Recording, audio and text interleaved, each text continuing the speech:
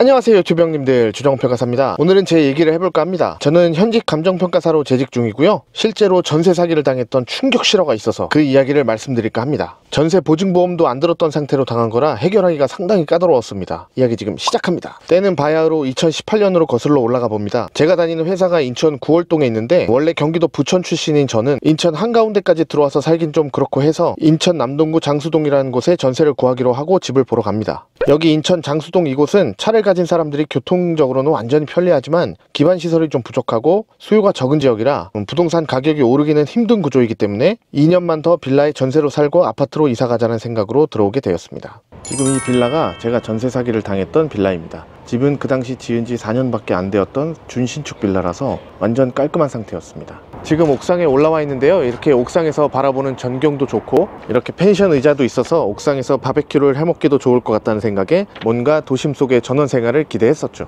제가 401호 집을 얻었는데 주인 아주머니가 301호도 소유를 하고 있었기 때문에 돈이 좀 있으신가 보다 하고 별다른 의심 없이 1억 2천만 원의 전세를 얻게 되었습니다. 2018년 8월에 계약을 하고 2020년 8월에 만기가 되어서 이제 나가려고 연락을 드렸는데 갑자기 연락이 안 되는 거예요. 설마? 이러고 문자를 남기고 하염없이 일주일 넘게 기다려봤지만 연락이 아예 되질 않길래 저는 당황하지 않고 그 말로만 들었지 한 번도 해보지 않았던 보증금 반환 청구 소송을 진행합니다. 2020년 10월 12일에 접수해서 2021년 3월 25일에 승소 판결을 받았고 2021년 4월 16일에 판결이 확정되어서 드디어 이 집을 경매에 넘길 수 있는 권한을 갖게 됐습니다. 그리고 저는 지체 없이 바로 이 집을 경매에 넘기려고 진행하고 있었습니다. 그런데 갑자기 2021년 5월에 기존 집주인의 파산 관계인이라는 변호사 사무실에서 전화가 왔는데, 기존 집주인이 파산 신청을 해서 빌라를 자기네들이 공매로 넘긴다고 경매로 진행할 수 없다는 거예요. 언제 결정이 나냐고 했더니 그냥 기다려 보라고 합니다. 7월이나 8월에는 공매를 시작한다고 하더니 9월 10월이 되어서도 연락이 없어서 결국 참다 못해 제가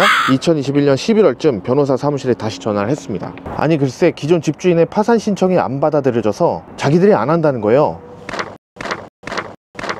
그럼 나한테 연락을 줘야지, 저는 여기서 계속 살고 있지 않느냐라고 했더니 그냥 미안하다고 한마디 하고 일단 그냥 끊었습니다. 저는 지체 없이 집을 경매로 넘기기 위해 경매 신청을 했습니다. 2020년에 했던 보증금 반환 청구 소송이 50만 원 정도 했고 경매 넘기는 비용이 200만 원 정도 들어서 총 250만 원을 썼습니다. 그리고 드디어 2022년 9월에 최초 경매 기일이 잡혔습니다. 경매 시작가는 1억 7,600만 원이지만 선순위인 임차인인 제가 있기 때문에 낙찰받기가 쉽지 않으리라 봤습니다. 2022년 9월에 유찰되고 두 번 더 유찰되다가 2023년 1월에 드디어 7,800만 원에 낙찰이 되었습니다. 물론 그분은 저에게 1억 2천만 원을 맞춰서 챙겨줘야 하기 때문에 그 금액에 낙찰이 되었다 하더라도 모자른 보증금을 저한테 줘야 합니다. 아니 근데 별로 남는 게 없다고 판단했는지 낙찰 대금을 미납해버리는 사태가 발생했습니다. 이렇게 경매에서 낙찰자가 미납을 하면 다음부터는 재경매라고 뜨는데, 이때부터는 보증금을 20%를 넣고 입찰을 해야 되기 때문에 더욱더 입찰자가 없어지는 어려운 상황에 직면하게 되었습니다. 저는 결심을 해야 했습니다. 이 집과 헤어질 결심을요. 결국에는 제가 낙찰받아야 끝나는 것임을 직감했습니다.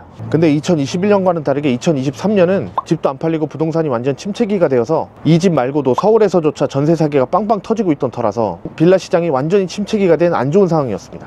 결국 2023년 6월에 저는 울며 겨자 먹기로 이 집을 낙찰받습니다. 금액은 1억 2,200만 원을 써냈습니다. 어차피 제 보증금 1억 2천만 원에 경매비용 250만 원은 취득 원가로 상계 처리가 되어서 인정받을 수 있으니 나중에 양도세 폭탄 안 맞으려면 취득가액은 인정받는 만큼 쓰는 게 좋거든요. 그리고 바로 빌라 소개서를 정성스럽게 만들어서 주변 부동산에 뿌렸습니다. 빌라 소개서를 보여드릴 테니 혹시 저와 비슷한 상황이 있으시면 제 포맷을 참고하셔도 괜찮습니다. 제가 1억 2,600만 원에 판다고 써놓은 것은 취득 원가가 취득록세 포함해서 1억 2,300만 원이고 양도세 계산 시 인별공제 250만 원은 기본으로 들어가기 때문에 1억 2,600만 원까지는 양도세가 안 나오거든요. 일단 1억 2,600만 원에 팔면 시세보다 저렴하지만 양도세를 70%로 두드려 맞느니 그냥 필요한 사람에게 집을 싸고 빠르게 넘기자는 생각에서 그렇게 판매하기로 결정했습니다. 결국 2023년 7월 28일에 등기가 저한테 넘어오고 집은 2023년 8월 26일에 1억 2,500만 원에 팔렸습니다. 나이가 지긋하신 어르신이었는데 여기 자연이 마음에 든다며 대출 없이 현금으로 계약하고 3일 만에 잔금을 치러버리셨습니다.